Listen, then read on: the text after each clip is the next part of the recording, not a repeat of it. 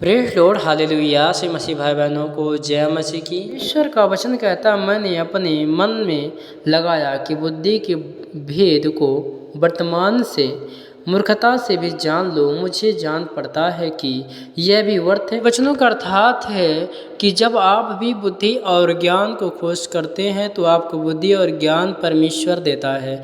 जब आप प्रभु से बुद्धि और ज्ञान को मांग करते हैं तो परमेश्वर आपको ज्ञान और देता है।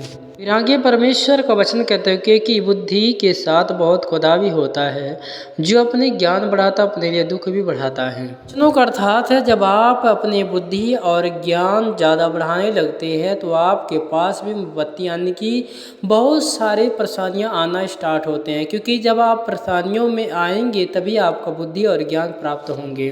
जब आपके अंदर बहुत से सारे ज्ञान और बहुत से सारे बुद्धियाँ ज्ञान प्रवेश करने लगती हैं तो आपके जीवन में विपत्ति और परेशानियां आना स्टार्ट होता है। ये परमेश्वर का वचन कहता है, मैंने अपने मन में कहा चलो मुझे आनंद के द्वार जानूं, इसीलिए आनंदित मगन हो जाऊं।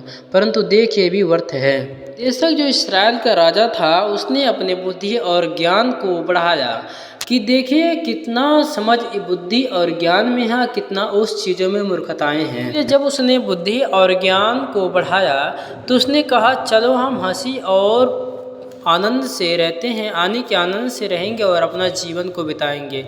फिर उसने देखा कि यह भी सब कुछ व्यर्थ ही है, यानी कि जो आप मन लगा कर दिन रात परिश्रम करते हैं और आनंद करने को सोचते हैं वह भी सब कुछ व्यर्थ ही होता है, यानी कि अच्छा नहीं होता। कि परमेश्वर का वचन कहता, मैंने हंसी के विषय में कहा यह तो वर्तमान से है और आनंद के विषय में उससे क्या प्राप्त हो। ये परमेश्वर का वचन कहता, मैंने मन में सोचा कि किस प्रकार मेरी बुद्धि बनी रहेगी, मैं अपने प्राणों को दाखमधु पीने से किस प्रकार से बदहंस और कैसा मूर्खता के थामा रहूं, जब तक मालूम ना करूं कि अच्छा काम कौन सा है, किस मनुष्यों को अपने जीवन भर करता रहेंगे।